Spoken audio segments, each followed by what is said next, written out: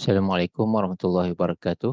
Alhamdulillahirabbil alamin wassalatu wassalamu ala asyrafil anbiya'i wal mursalin wa ala alihi wa sahbihi ajma'in. Allahumma alimna ma yanfa'una wanfa'na bima 'allamtana rabbana zidna ilma. Yang dimuliakan tuan-tuan dan puan sidang pendengar rumah ngaji Syirah yang dirahmati Allah sekalian. Alhamdulillah kita dapat bertemu lagi pada tengah hari ini. Kita sambung tadabbur kita surah As-Sajdah ayat ke-13. InsyaAllah mudah-mudahan bermanfaat untuk kita. A'udzubillahi minasyaitonirrajim. Walau syi'na la'ataina kulla nafsin hudaha walakin haqqal qawlu minni la'amla'anna jahannama minal jinnati wan nasi ajma'in. Allah SWT berfirman bahawa Allah boleh memberikan hidayah kepada semua golongan manusia dan jin. Tapi Allah SWT menetapkan janjinya bahawa Allah SWT akan memperbanyakkan, akan memenuhkan neraka dengan golongan jin dan manusia. Jadi tuan-tuan puan yang rahmati Allah sekalian, apabila Allah SWT menyebut seolah-olah menafikan yang Allah SWT mampu memberikan hidayah kepada semua. Jadi kita pun berfikir, kenapa Allah tidak jadikan semua manusia ini beriman? Dia adalah tidak adil. Kita kata tidak adil, Allah SWT menentukan sebagian orang beriman dan sebagian orang tidak beriman. Jadi Allah SWT memilih hidayah untuk diberikan kepada orang-orang yang tertentu. Jadi kita merasakan tidak adil. Namun itulah dia nature kita, tuan-tuan perempuan, sebagai manusia. Kalaulah Allah SWT menjadikan kita semuanya obedient, beriman, semuanya mengikut. Tidak ada yang kafir, tidak ada yang fasik, tidak ada yang melanggar perintah Allah SWT. Nescaya kita ni semua adalah malaikat, tuan-tuan perempuan. Itu adalah different nature. Kita sebagai manusia, kita berbeza nature kejadian kita dengan malaikat, dengan syaitan, dengan jin dan sebagainya. Cuma kita, persamaan kita dengan jin adalah kita ni adalah mukallaf dan kita dipertanggungjawabkan dengan peranan-peranan, tugas-tugasan yang perlu diselesaikan, yang perlu dilaksanakan. Kita berbeza dengan para malaikat, di mana para malaikat memang akan menerima arahan dan iman mereka sentiasa konstan, tetap. La yazid wa la yanqus, tidak berkurang, tidak bertambah. Namun iman kita manusia, iman kita yazid wa yanqus, bertambah, berkurang, depend kepada kekuatan diri kita, sejauh mana kita membanyakkan diri, menyibukkan diri dengan Al-Quran, dengan berfikir, dengan mendekatkan diri kepada Allah Subhanahu Wa Taala. Jadi tuan-tuan perempuan, Dr. Wahbah Zuhaili rahimahullah menyebutkan dalam kitab beliau Tafsir Al-Munir bahawa kenapa Allah SWT mengatakan kalaulah Allah SWT menghendaki, Allah SWT akan menganugerahkan hidayah kepada semua. Namun apa yang Allah SWT bagi ini adalah satu peluang untuk kita, sebab nature kita, kita bukannya malaikat, kita adalah manusia. Maka kita diberikan ruang untuk listi'adad wal khiyar. Kita boleh bersedia dan juga kita ada pilihan. Kita nak jadi mukmin atau nak jadi kafir, kita nak jadi orang yang bersyukur atau orang yang kufur.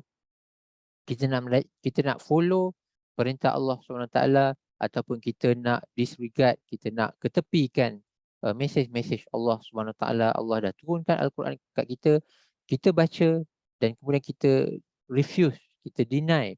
Maka itu adalah pilihan kita. Bagi kita yang memilih untuk taat kepada Allah pun kita perlu bersedia, sebab kita memilih untuk beriman, untuk menjadi seorang Islam, tapi tidak bermakna kita ni bersedia. Jadi kita perlu melakukan amalan yang baik dari segi kapasiti kita sebagai individu, sebagai keluarga, sebagai ahli masyarakat, ahli organisasi. Amanah kita, tanggungjawab kita yang berada di atas bahu kita perlu kita laksanakan dengan sebaik-baiknya. Dan juga dunal ikrah wal ittirar.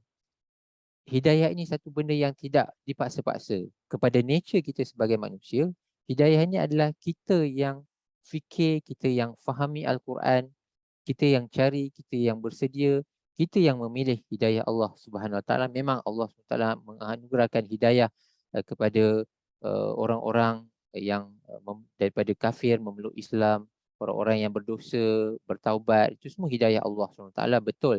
Namun secara umumnya hidayah kepada kita manusia, adalah sesuatu yang Allah bagi kita sebagai satu bentuk pilihan. Kita kena mengusahakan sendiri. Allah tak paksa kita jadi orang beriman, Allah tak paksa kita jadi orang yang kufur. Maka kitalah yang memilih sendiri, kita yang menyediakan diri kita untuk ke akhirat sana sebagai siapa? Sebagai orang yang beriman ke sebagai orang yang berkufur, itu adalah atas usaha kita sendiri, bukan di atas paksaan ataupun bukan di atas setting by default oleh Allah Subhanahu Wa Taala. Jadi kita sebagai manusia, tuan-tuan perempuan yang menerima mukallaf selain daripada golongan jin, yang juga menerima mukallaf taklifan daripada Allah Subhanahu Wa Taala untuk menjalankan amanah-amanah yang pelbagai di muka bumi ini, maka kita perlu memperbanyakkan persediaan. Jadi kalau kita menjadi orang yang beriman, maka itulah pilihan kita. Kalau kita menjadi orang yang kufur pun atas asbab kepada kita, kepada uh, keputusan kita sendiri, preference kita sendiri. Sebab tu Allah SWT menyatakan bahawa Allah SWT akan memenuhkan neraka ini dengan manusia dan jin disebabkan oleh ramai yang memilih untuk menjadi kufur, ramai yang tidak menerima mesej yang disediakan oleh Allah SWT di dalam Al-Quran.